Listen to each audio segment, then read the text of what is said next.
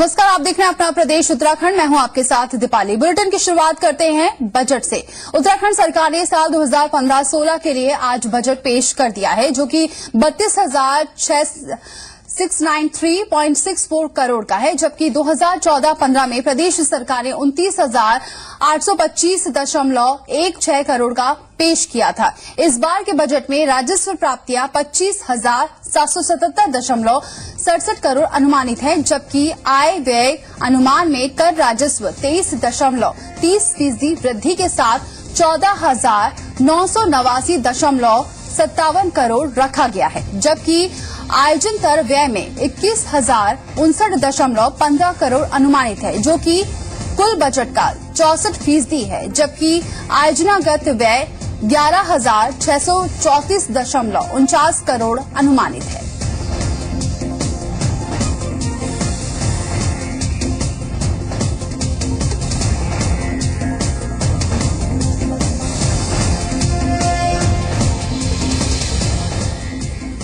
तो बजट पेश होने के बाद सीएम हरीश रावत ने क्या प्रतिक्रिया दी है, पहले वो सुनते हैं। ये ध्यान में रखा है कि हम बिना कष्ट पहुंचाए हुए संसाधन जुटाएं और उन संसाधनों का एक बड़ा हिस्सा समाज के गरीब तबके, कमजोर तबके, दलितों, पिछड़ों, अति पिछड़ों, जनजातियों और अपने अल्पसंख्यकों, विकलांग भाइयों, वृद्धजनों, महिलाओं, बच्चों, विकलांगजनों आदि के कल्याण के लिए खर्च कर। तो उत्तराखंड सरकार ने जो बजट पेश किया है उसमें कई खास बातें हैं। इस बार के बजट में राज्य में आयोजित होने वाले 38वें राष्ट्रीय खेल के धन की व्यवस्था की गई है। राज्य आंदोलनकारियों के कल्याण के लिए आंदोलनकारी कल्याण कोष की स्थापना की गई है। मुख्यमंत्री वृद्ध महिला पोषण योजना की भी शुरुआत की गई है। जन्म से 18 साल तक के विकलांग बच्चों को 500 रुपए मासिक धनराशि देने की भी इस बजट में व्यवस्था की गई है।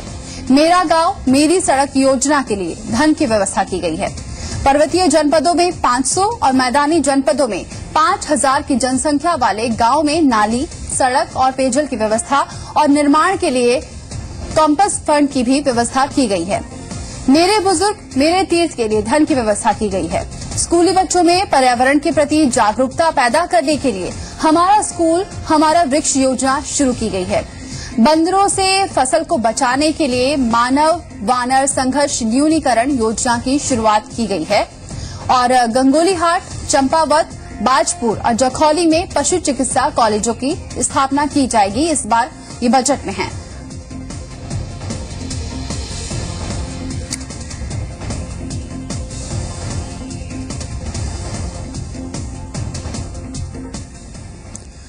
और चलिए सीधे रुख करते हैं देहरादून का, जहां हमारे साथ मौजूद हैं आज के बजट पर चर्चा करने के लिए अर्थशास्त्री शिशिर प्रशांत जी। उनसे बात करेंगे। शिशिर जी, आज जो बजट पेश हुआ है कैसा मानते हैं आप उसे?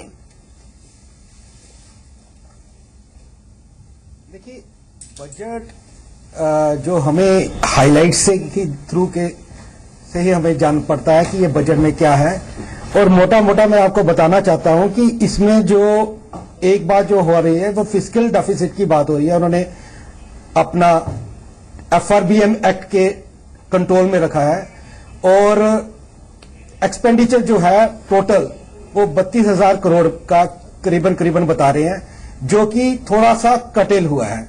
और रही बात जिसमें नॉन प्लान एक्सपेंडिचर वो 64% ऑफ द टोटल बजट है, जो ये रिफ्लेक्ट कर रहा है कि अभी भी बहुत ही रास्ता लंबा हमें तय करना है, जिसे कि हमें जिसके कहते हैं हमें अपनी जो फाइनेंशियल रिस्पॉन्सिबिलिटी जो है उसको उसको तरफ हमने कोई ध्यान ज्यादा दे नहीं पा रहे। पर रही बात आप जो बता रहे थे कि सोशल सेक्टर्स में काफी सारी योजनाएं उन्होंने लाई हैं जी, और इसके अलावा मेन जो मुझे याद पड़ता है कि जो पिछली बजट में एक बड़ी सिग्निफिकेंट चीज थी कि 1650 करोड़ का बजट उन्होंने आपदा के लिए रखा था, जो कि आपको याद होगा 2013 की जो आपदा थी उसके मद्देनजर। पर अब इस बार ये नहीं मालूम चल रहा कि इस बार कितना बजट आपदा के लिए रखा गया है और कितना पिछले साल खर्च हो गया।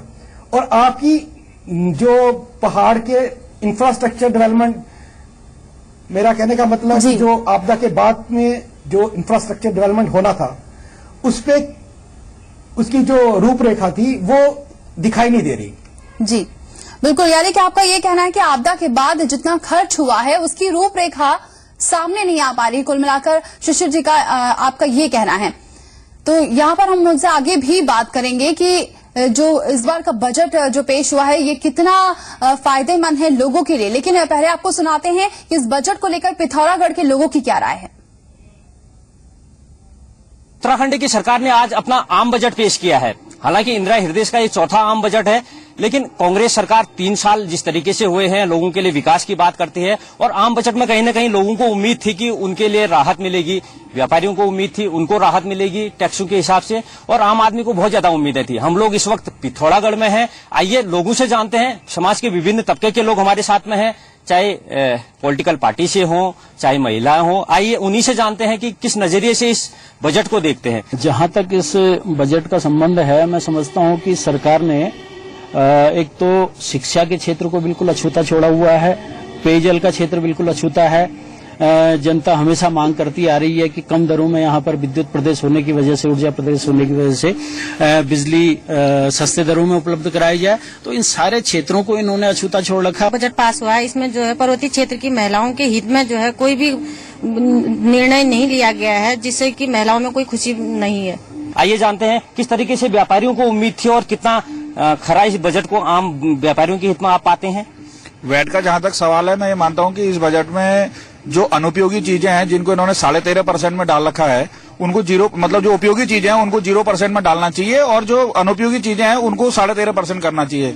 इसमें काफी टैक्सेस में हुआ है। अब देखा जाएगा कि इस बजट में वैट में सरकार ने कितना किन किन चीजों में रिलैक्सेशन दिया हुआ है। फिजियोथेरेपी केंद्र, पुनर्स्थापना केंद्र की बात हो रही है। एक आम आदमी के नाते, क्योंकि आप राजनीतिक नहीं हैं, सोशल एक्टिविस्ट हैं, किस रूप में उम्मीद कर रहे थे? पिथौरागढ़ और अल्मोड़ा में एक सुरंग के नाते सड़क को ले जाने की बात भी सरकार कह रही है। देखिए, आज तक जो है आजादी के बाद जो है एक पर्याप्त सड़क नहीं मिल पाए, तो केवल लोक लुभावन घोषणाएं हैं, और बजट बिल्कुल एक काल्पनिक है। 14 वर्षों के भीतर राज्य की जो मांग थी विकास और रोजगार की, और निश्चित रूप से जो है बेरोजगारों के साथ बहुत मजाक इस बजट में किया गया है। तो कुल मिलाकर कह सकते हैं पिथौरागढ़ की जो जनता है वो इस बजट से संतुष्ट नजर नहीं आ रही है। क्या कहना है वित्त मंत्री इंदिरा हृदय का इस बजट को लेकर, आइए सुनते हैं। खासकर एमएसएमई के माध्यम से और स्किल डेवलपमेंट के माध्यम से अब हम लगभग विश्वविद्यालय डिग्री कॉलेजेस में इस समय विशेष प्रशिक्षण की तैयारी कर रहे हैं कि कौशल और उनकी वही कैंपस इंटरव्यू के माध्यम से हमारे नौजवानों को रोजगार मिले। सबसे बड़ी चिंता यही है, पर्वतीय क्षेत्र से पलायन न हो।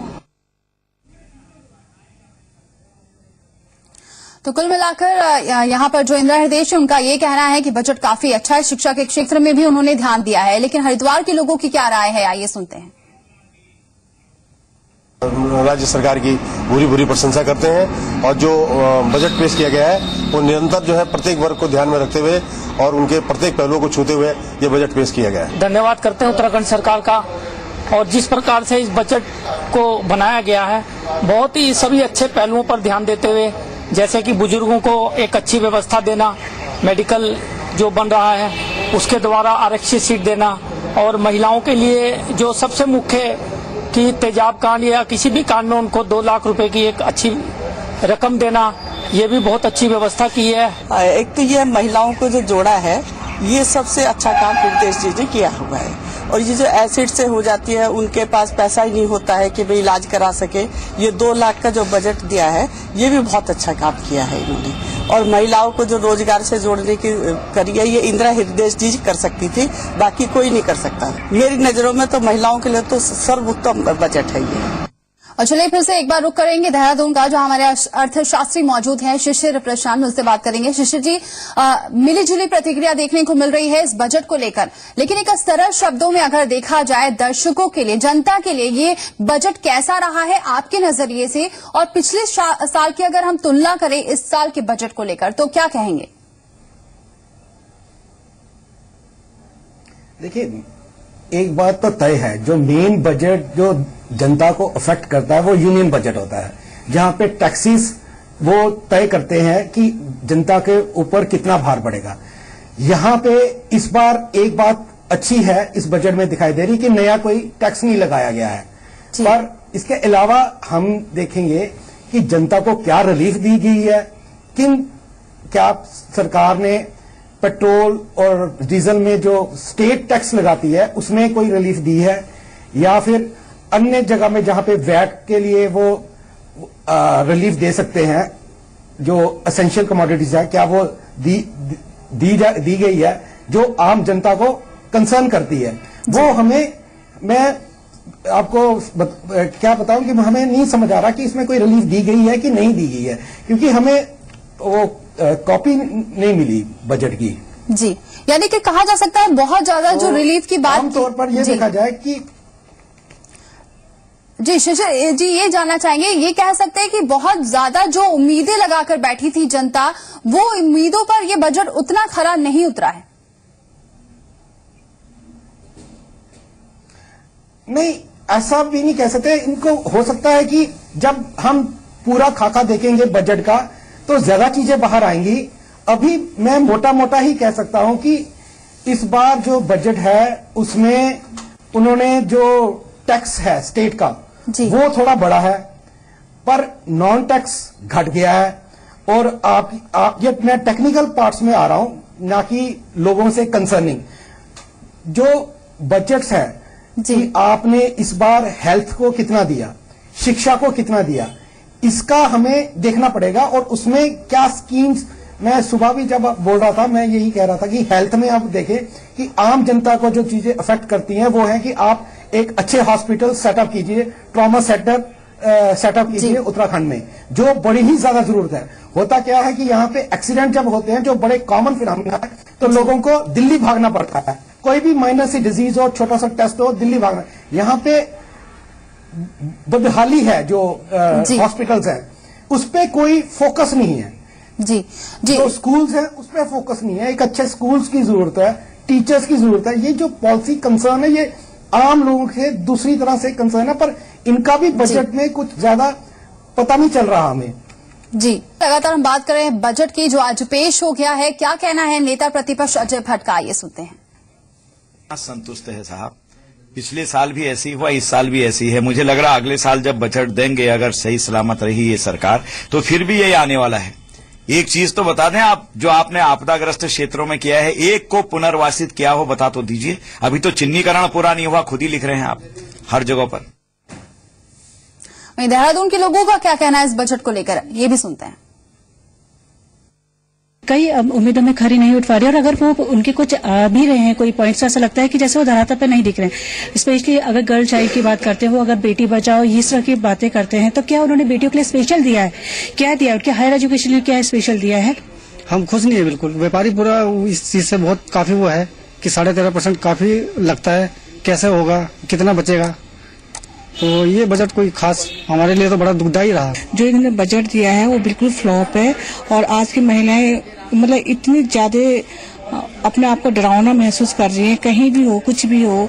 और जैसे चूल्हा चौका बेचारी हमेशा झोंकती रहती हैं, फिर भी उनको कितनी परेशानी झोंकनी पड़ती है, आप समझ सकते हैं इस बारे में, है ना। और ये बोलते कुछ है करते कुछ और है।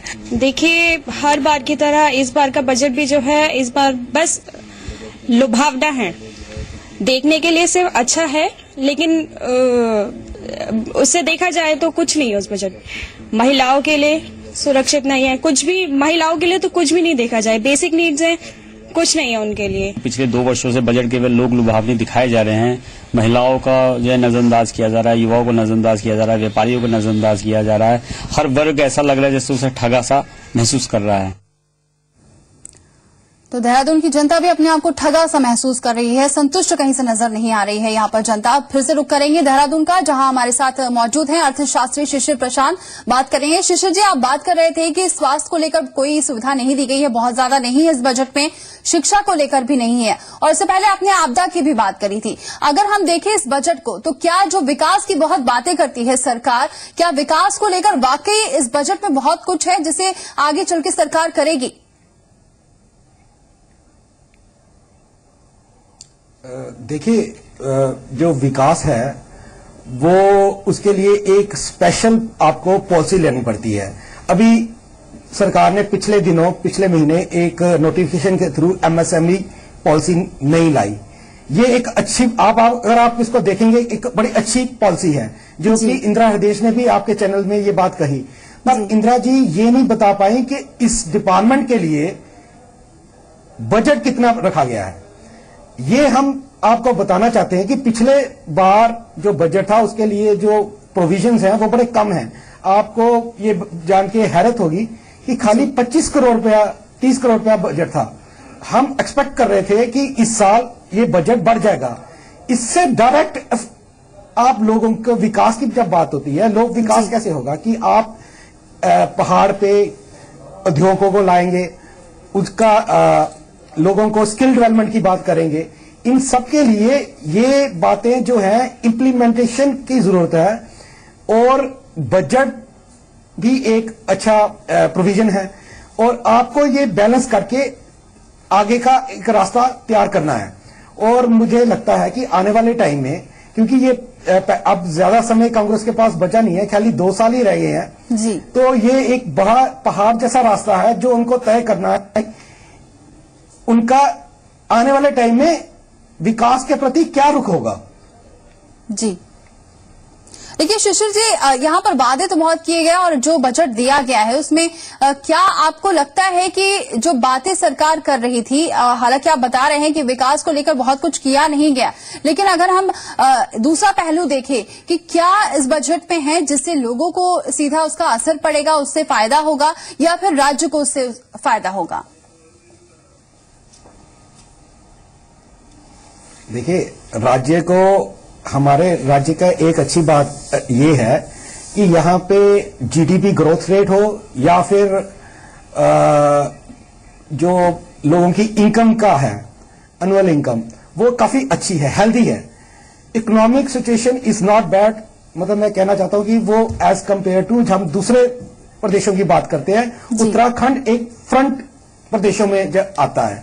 यहाँ बात बस यही है कि आपने खाका क्या तैयार किया है आने वाले समय में, ताकि हम एक जो अच्छी पोडियम पे हैं इस वक्त वो चलता रहे और आपके लिए वो पॉलिसीज जो हैं वो जो लाएं और उनको इम्प्लीमेंटेशन अच्छी तरीके से हो, ताकि आप जो बात कर रहे हैं आम जनता की, वो उनको नौकरी और अपना या वो उद्योग लगाना चाहते हैं, कुछ भी करना चाहते हैं, बिल्कुल बहुत बहुत शुक्रिया करना चाहेंगे शिशिर प्रशांत जी आपका इस चर्चा में शामिल होने के लिए और हमें बताने के लिए कि कैसा रहा आज का बजट। बहरहाल लोग बहुत ज्यादा संतुष्ट नजर नहीं आ रहे जितने सरकार ने दावे किए थे। इस बुलेटिन में फिलहाल इतना ही।